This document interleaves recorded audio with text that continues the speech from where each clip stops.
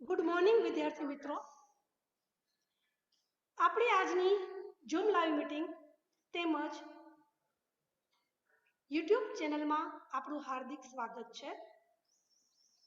ધોરણ 10 વિષય ગણિત પ્રકરણ 1 વાસ્તવિક સંખ્યાઓ વિશે આપણે સમજૂતી મેળવીશું. હવે તમે 7મા ધોરણથી શીખતા આવ્યા છો પૂર્ણાંક સંખ્યાઓ, 8મામાં શીખ્યા સમય સંખ્યાઓ, તો આજે આપણે વાસ્તવિક સંખ્યાઓ વિશે સમજૂતી મેળવીશું. તો સૌ પ્રથમ આપણે પુનરાવર્તન તરીકે જોઈએ તો પ્રાકૃતિક સંખ્યા. તો બધાને ખબર છે કે પ્રાકૃતિક સંખ્યા કેને કહેવાય? તો n એટલે કે પ્રાકૃતિક સંખ્યાનો સમૂહ અથવા ગણ. એને કહેવાય પ્રાકૃતિક સંખ્યાનો સમૂહ. એમને કહેવાય પ્રાકૃતિક સંખ્યાનો સમૂહ અથવા પ્રાકૃતિક સંખ્યાનો ગણ. હવે એમાં કયા કયા ઘટકનો સમાવેશ થાય? તો તમામ ધન સંખ્યાનો સમાવેશ n ગણમાં થાય. તો n ગણમાં સમાવેશ થાય 1 2 3 4 5 એમ અનંત ધન સંખ્યાનો સમાવેશ n ગણમાં થાય. અનંત ધન સંખ્યાનો સમાવેશ પ્રાકૃતિક સંખ્યામાં થાય. હવે બીજો ગણ છે પૂર્ણ સંખ્યા. એને W તરીકે ઓળખાય. W પૂર્ણ સંખ્યાનો સમૂહ એટલે કે પૂર્ણ સંખ્યાનો ગણ. W એટલે કે પૂર્ણ સંખ્યાનો સમૂહ અથવા પૂર્ણ સંખ્યાનો ગણ. તો એમાં પ્રાકૃતિક ધન સંખ્યા બધી આવવાની છે, વધારાનું શૂન્ય સામેલ થશે. એટલે 0 1 2 3 4 5 એમ અનંત સુધી. તો તમને બધાને બધા જુઓ છો કે દરેક પ્રાકૃતિક સંખ્યા છે એ W માં તો સમાય જ છે. વધારાનું શું આવ્યું? શૂન્ય. તો જો શૂન્યથી શરૂઆત થાય તો એને પૂર્ણ સંખ્યાનો ગણ કહેવાય. એટલે એમાં કઈ કઈ બાબતનો સમાવેશ થયો? શૂન્ય અને તમામ ધન સંખ્યાનો સમાવેશ થયો. હવે આગળ આવશે Z. કયો ગણ આવશે નેક્સ્ટ? Z. એને કયા ગણ તરીકે, કયા સમૂહ તરીકે ઓળખાય? તો પૂર્ણાંક સંખ્યાનો. કયો? પૂર્ણાંક સંખ્યાનો ગણ. પૂર્ણાંક સંખ્યાનો સમૂહ અથવા ગણ. એનામાં કયા કયા અંકોનો સમાવેશ થાય? તો ધન અને ઋણ, શૂન્ય, આ બધી સંખ્યાનો સમાવેશ પૂર્ણ સંખ્યામાં થાય. તમામ ઋણ સંખ્યા અનંત, પછી શૂન્ય અને તમામ ધન સંખ્યાનો સમાવેશ જે ગણમાં થાય એને પૂર્ણાંક સંખ્યાનો ગણ કહેવાય. એટલે આપણે ટૂંકમાં કહીએ તો એમાં તમામ ઋણ પૂર્ણાંક, શૂન્ય, તમામ ધન પૂર્ણાંકનો સમાવેશ, તમામ ઋણ પૂર્ણાંક, શૂન્ય અને તમામ ધન પૂર્ણાંકનો સમાવેશ જે ગણમાં થાય કહેવાય. એટલે તમે જુઓ કે પ્રાકૃતિક સંખ્યા હતો એ એક સૌથી નાની પ્રાકૃતિક સંખ્યા એની ડાબી બાજુ એક પણ અંક નહીં આવે. એનો વિસ્તાર એક જ સાઈડ જમણી બાજુ થશે અનંત સુધી. જ્યારે પૂર્ણ સંખ્યા છે w એની શરૂઆત શૂન્યથી થાય. શૂન્યની ડાબી બાજુ એક પણ અંક નહીં આવે પણ જમણી બાજુ અનંત સુધી વિસ્તાર હશે. જ્યારે તમે z પૂર્ણાંક સંખ્યાનો સમૂહ જુઓ છો તો એમાં બંને બાજુ વિસ્તાર થાય છે. ડાબી બાજુ પણ અનંત સુધી વિસ્તારાય છે અને જમણી બાજુ પણ અનંત સુધી એનો વિસ્તાર થાય છે. તો આ હતો z પૂર્ણાંક સંખ્યાનો ગણ. નેક્સ્ટ આગળ આવશે q. કયો ગણ? q. એને કહેવાય સમય સંખ્યાનો ગણ. q એટલે સમય સંખ્યાનો ગણ અથવા સમૂહ. સમય સંખ્યાનો સમૂહ. q એટલે સમય સંખ્યાનો સમૂહ. હવે તમે આગળથી જોતા જાઓ છો કે n ના દરેક ઘટક w માં આવ્યા. વધારાના શૂન્ય ઉમેરો. w ના તમામ ઘટક z માં આવ્યા. અહીં વધારાની ઋણ પૂર્ણાંકોનો સમાવેશ થયો. હવે q સમય સંખ્યાનો ગણ. તો એમાં z ના તમામ ઘટક આવવાના જ છે. વધુમાં આવશે અપૂર્ણાંક સંખ્યા. આ બધી પૂર્ણાંક છે. તો પૂર્ણાંક અને અપૂર્ણાંક બંને સંખ્યાને જેમાં સામેલ કરવામાં આવે એ ગણને કહેવાય q સમય સંખ્યાનો ગણ.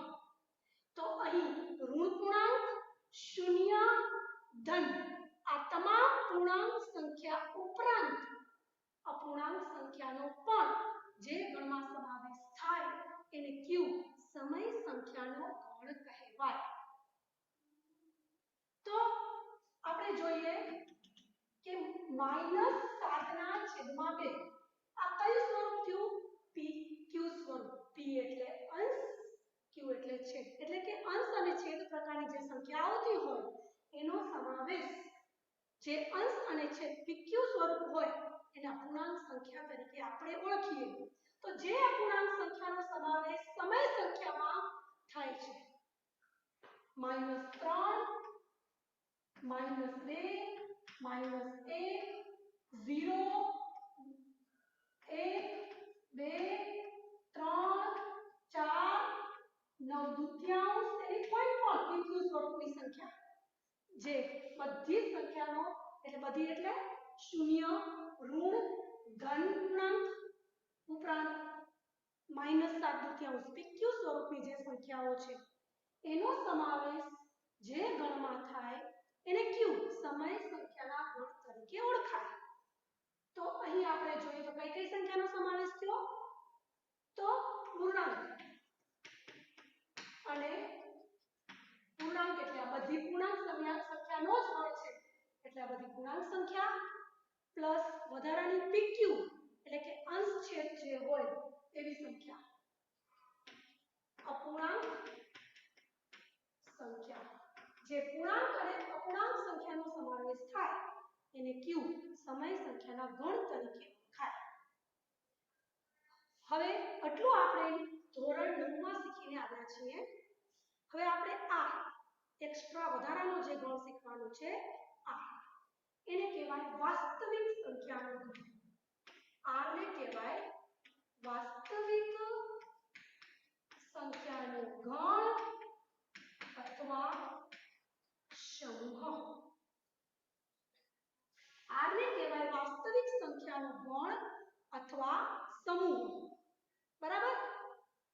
તો વાસ્તવિક સંખ્યા એટલે તમને ખબર જ છે કે જેમ n ના ઘટક બધા w માં સમાના, w ના ઘટક બધા z માં સમાના, z ના બધા ઘટક q માં સમાના, તો q ના બધા ઘટક r માં તો સમાવવાના જ છે. પણ ઉપરાંત એનામાં અસમય સંખ્યાનો સમાવેશ થશે. સમય પ્લસ અસમય સંખ્યા એ બે સમય સંખ્યા અને અસમય સંખ્યાના ગણ જેનાથી બંનેથી જે ગણ બને છે એને વાસ્તવિક સંખ્યાનો ગણ કહેવાય. સમય સંખ્યા અને અસમય સંખ્યા બંનેનો જે ગણમાં સમાવેશ થાય એને વાસ્તવિક સંખ્યાનો ગણ અથવા સમૂહ કહેવાય. તો આપણે ખબર જ છે બધાને કે આમાં -7 છેદમાં 2 માઈનસ વર્ગમૂળમાં 3 -2 -1 0 1 2 પછી વર્ગમૂળમાં 5 3 4 એવી રીતે વર્ગમૂળમાં જે સંખ્યા છે એનો જે સમાવેશ થાય એને કહેવાય વાસ્તવિક સંખ્યાનો ગણ. એટલે કે વર્ગમૂળમાં જે સંખ્યા છે એને ખરેખર અસમય સંખ્યા કહેવાય. અસમય સંખ્યા એટલે જે સંખ્યાનું વર્ગમૂળ નીકળતું નથી એને અસમય સંખ્યા કહેવાય. તો અહીં સમય સંખ્યા અને અસમય સંખ્યા. સમય સંખ્યા અને અસમય સંખ્યાનો સમાવેશ થાય એવા ગણને આ એટલે કે વાસ્તવિક સંખ્યાના ગણ તરીકે ઓળખાય. બધાને ખબર છે કે અસમય સંખ્યા કેવી કહેવાય? તો અસમય સંખ્યા એટલે કઈ? તો અસમય સંખ્યા એટલે જે સંખ્યાનું વર્ગમૂળ નીકળતું નથી એવી સંખ્યાને કહેવાય અસમય સંખ્યા. એટલે કે વર્ગમૂળમાં 2 વર્ગમૂળમાં 3 વર્ગમૂળમાં 5 વર્ગમૂળમાં 7 આવી જે સંખ્યા છે એ સંખ્યાનું વર્ગમૂળ નથી નીકળતું તો એને કહેવાય અસમય સંખ્યા. સમય સંખ્યા તમને બધાને ખબર જ છે કે જે PQ સ્વરૂપમાં હોય, ઋણ હોય, શૂન્ય હોય કે ધન હોય એવી બધી સંખ્યાને સમય સંખ્યા કહેવાય. તો આ આપણે અહીં 5 ગણની 5 સમૂહોની સમજૂતી મેળવી. સૌથી નાની પ્રાકૃતિક સંખ્યા કઈ કહેવાય? તો સૌથી નાની પ્રાકૃતિક સંખ્યા 1 કહેવાય. કારણ કે સ્ટાર્ટિંગ જ 1 થી થાય છે. એવી રીતે આપણે જોઈએ તો સૌથી નાની પૂર્ણાંક સંખ્યા કઈ કહેવાય?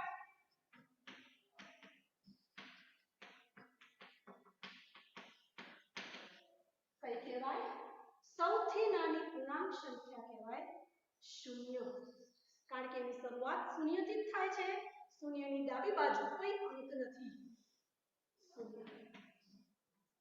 બસ હવે આપણે સૌથી નાની પૂર્ણાંક સંખ્યા પૂછે સૌથી નાની પૂર્ણ સંખ્યા સૌથી નાની પૂર્ણ સંખ્યા 0 કહેવાય. સૌથી નાની પૂર્ણાંક સંખ્યા કઈ કહેવાય? તો ન કહી શકીએ કારણ કે એમાં ડાબી બાજુ અને જમણી બાજુ બંને બાજુનો વિસ્તાર છે એટલે આમાં સૌથી નાની પૂર્ણાંક સંખ્યા આપણે મળે નહીં. એટલે કે સૌથી નાની પ્રાકૃતિક સંખ્યા 1, સૌથી નાની પૂર્ણ સંખ્યા 0. તો આપણે અહીં જોઈએ તો n ગણના તમામ ઘટક છે તેમાં સમાના w માં. હવે w ના બધા જ ઘટક તેમાં સમાના z માં. z ના બધા જ ઘટકનો સમાવેશ કેમાં થયો? q માં. અને q ના તમામ ઘટકનો સમાવેશ કેમાં થયો? r ગણમાં. એટલે સૌથી નાનું ગણ છે તો n, સૌથી મોટો ગણ સમૂહ છે તો r. આ રીતે n w z q r ગણમાં કયા કયા અંકોનો સમાવેશ થાય એની આપણે અત્યારે સમજૂતી મેળવીએ.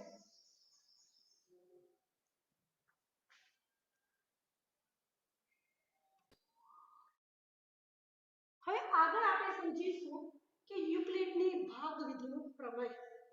કારણ કે આપણે યુક્લિડની ભાગવિધિની રીતે ભૂસાઓ પરીક્ષામાં પૂછાતા હોય છે.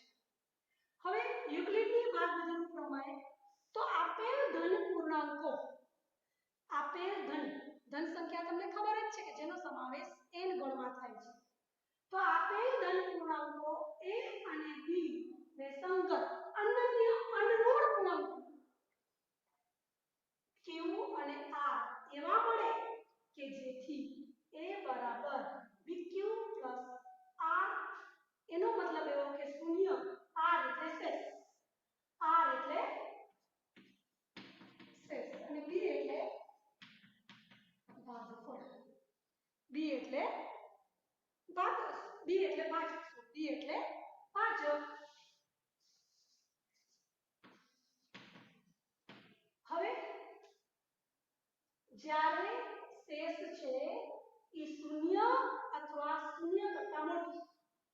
ભાજક કરતા કેવી હોવી જોઈએ? નાની હોવી જોઈએ. તો આપણે જોઈએ જ્યાં સૂત્ર છે a બરાબર bq plus r. a બરાબર bq plus r. a બરાબર શું કહેવાય? b બરાબર q બરાબર અને r બરાબર. હવે અહીં a બરાબર શું કહેવાશે? ભાજ્ય. a બરાબર શું કહેવાશે? ભાજ્ય. a બરાબર કહેવાશે ભાજ્ય. b બરાબર કહેવાશે ભાજક. b બરાબર કહેવાશે ભાજક. q બરાબર થશે ભાગફળ. q બરાબર થશે ભાગફળ અને r બરાબર થશે શેષ. હવે આ આપણે જ્યારે ચોથા ધોરણમાં દાખલા અને દાખલા શીખતા ભાગાકારના ત્યારે આપણો દાખલો સાચો છે કે નહીં ખોટો, આપણો દાખલો જે ગણેલો હોય ભાગાકારનો એ સાચો છે કે ખોટો છે એના માટે આપણે તાળું મેળવતા. શું મેળવતા? તાળું. કઈ રીતે? તો જો આ ભાગાકારનો દાખલો છે. હવે બારે શું હોય? તો બારે હોય એને કહેવાય ભાજક. બી આને કહેવાય ભાજક. પછી ભાજ્ય. ભાજ્યને કહેવાય એ. ભાજ્યને કહેવાય એ. પછી ક્યુ. ક્યુ એટલે ભાગફળ. અને છેલ્લે જે નીચે બચે લાસ્ટમાં એને કહેવાય શેષ એટલે r. શેષ એટલે r.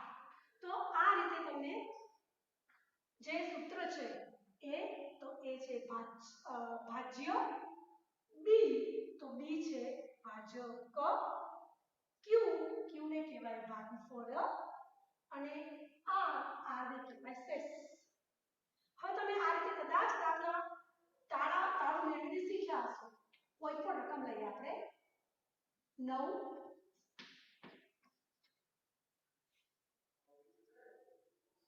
9 8 72 81 7 માંથી 1 જાય તો 6 0 આપણે ઉતાર્યો 9 × 63 0. હવે આપણો આ દાખલો સાચો છે કે ખોટો છે એના માટે આપણે શું કરવું પડે?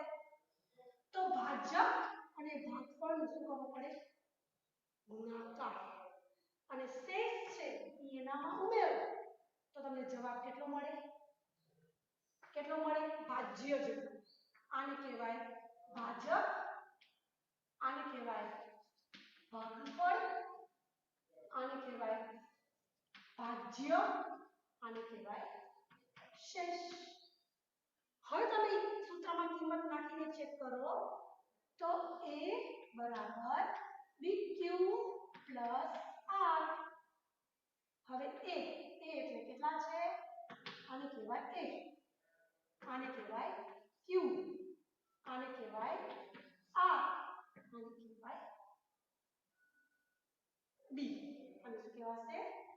આ 9 છે એટલે આને કહેવાશે b. હવે ચેક કરો તો a એટલે 873, b એટલે 9. હવે આ બે સંખ્યા વચ્ચે કોઈ પણ નિશાની ન હોય મતલબ ગુણાકાર. તો q કેટલા છે આપણા? 97 plus r છે 0. હવે આનો જવાબ a જેટલો મળે તો આપણો દાખલો સાચો કહેવાય. મતલબ કે ભાજ્ય જેટલો મળે તો આપણો દાખલો સાચો છે એવું કહી શકાય. તો 9 × 63 નો તગડો 6 90 81 81 ને 6 87.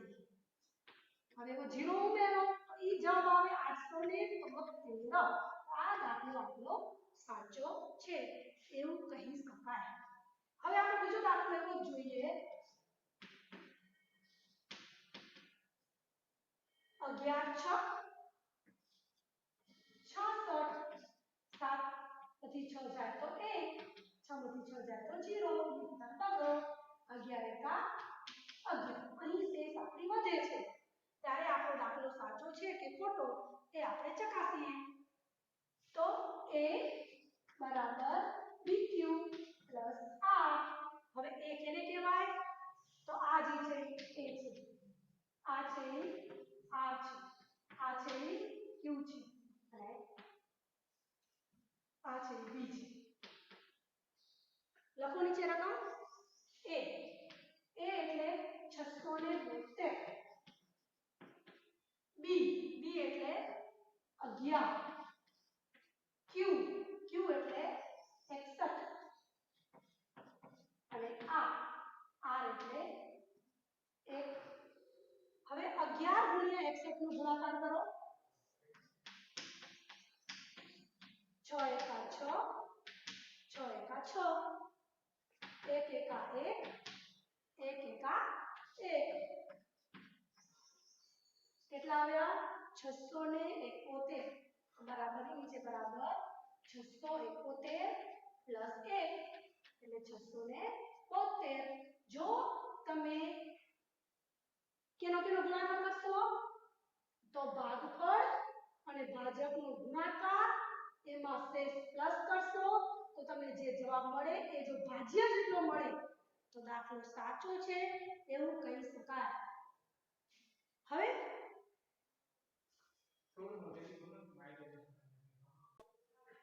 હવે પરીક્ષામાં 2 ગુણમાં મોસ્ટ આઈપી દાખલો યુક્લિડની ભાગવિધિથી આપણે ગુસા શોધવાનું પૂછાતું હોય છે.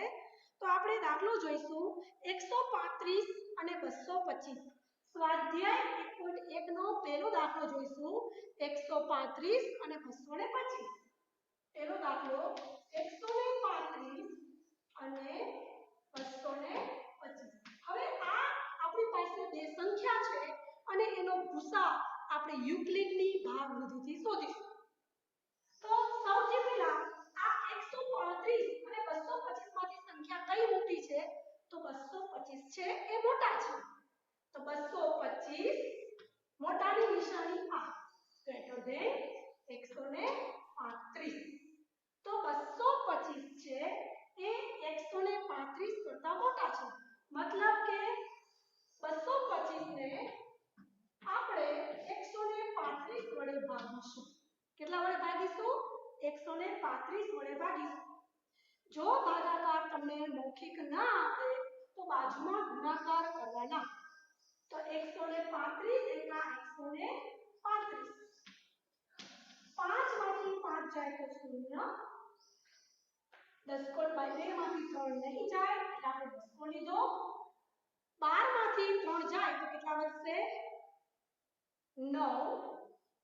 હવે અહીં આપણે 10 કો લીધો છે તો ડાબી બાજુ જે અંક હોય એના ઉપર આપણે ઓછો કરવો પડે. તો 2 ની ઉપર ઓછો કરીએ તો 1, 1 માંથી 1 જાય તો 0. તો આ રીતે મેં તમને શીખવ્યું કે આને શું કહેવાય? આને શું કહેવાય? b. આને શું કહેવાય? q. આને શું કહેવાય? a. અને આને કહેવાય r. b ભાજક, q ભાગફળ, a ભાજ્ય અને r શેષ. તો આપણું સૂત્ર હતું કે a બરાબર bq r. તો હવે અહીંયા a છે આપણા 225. તો અહીં લખીશું 225. જો સૂત્ર સાથે લખો તો લખી શકો છો a બરાબર bq r. a છે 225. હવે b. તો b છે 135. આ બે b અને q વચ્ચે એક પણ નિશાની ન હોય તો ગુણાકારની સમજવી. કારણ કે બે અંક બે જે છે b અને q એની વચ્ચે ગુણાકાર. તો q છે 1 વત્તા r આપણે મળ્યા 90. તો મેં તમને જે a બરાબર bq r નું સમીકરણ સમજાવ્યું એમાં ભાગાકાર કરી કિંમત અપ્લાય કરવાની રહેશે. હવે જે આગલા દાખલામાં જે ભાગફળ હતું એને આપણે ભાજ્ય તરીકે લઈ આવી. આ રીતે આગલા દાખલામાં જે ભાજક હતું ભાજ્ય તરીકે તો 135 બરાબર આગળમાં જ્યાં શેષ હતું એના વડે આપણે ભાગીશું આ જ્યાં શેષ હતું એના વડે ભાગીશું તો 90 ભાગ્યા 135 90 એકા 90 5 માંથી 0 જાય તો 5 3 માંથી 9 ન જાય આપણે દસકો લેશું 13 માંથી 9 જાય તો કેટલા વધશે કેટલા વધે 4 હવે ડાબી અહીંયા 3 ઉપર દસકો લીધો હોય એટલે ડાબી બાજુ જે અંક છે એના ઉપર આપણે શું કરવું પડશે ઓછો એટલે 0 તો હવે દર વખતે આપણે સૂત્ર લખવું જરૂરી નથી આપણે આ રીતે સીધું લઈ લેવાનું આ બે વચ્ચે ગુણાકાર અને કરવાનો પ્લસ તો 90 ગુણ્યા 1 પ્લસ 45 સીધું જમણી બાજુ સીધો રાઉન્ડ લેવાનો 90 ગુણ્યા 1 પ્લસ 45 દરેક વખતે સૂત્ર મૂકી અને કિંમત અપ્લાય કરવી જરૂરી નથી હવે નેક્સ્ટ આગળ જે આગલા દાખલામાં ભાજક હતું એને લો ભાજ્ય તરીકે તો 90 બરાબર આગલા દાખલાની શેષ વડે ભાગાકાર કરવાનો તો 45 ભાગ્યા 90 45 દુ 90 તો જ્યાં સુધી તમારું શેષ 0 નથી આવતો ત્યાં સુધી તમને આમ આગળ પ્રોસેસ કરવી પડે તો હવે અહીં આપણો શેષ 0 આવી ગયો આમ સીધો રાઉન્ડ લઈ લો 45 ગુણ્યા 2 પ્લસ 0 જ્યાં સુધી શેષ 0 ન મળે ત્યાં સુધી આગળ એ જ રીતે દાખલો ગણતું જવું હવે તમે જુઓ કે અહીં શેષ કેટલી મળી તો અહીં શેષ 0 મળી કેટલી મળી 0 ન મળે ત્યાં સુધી દાખલો આગળ ગણતું જવું પડે અહીં શેષ આપણે 0 મળી ગઈ તો અહીં શેષ 0 હોવાથી ભાજક કેટલો હતો ભાજક 45 અહીં શેષ 0 હોવાથી ભાજક 45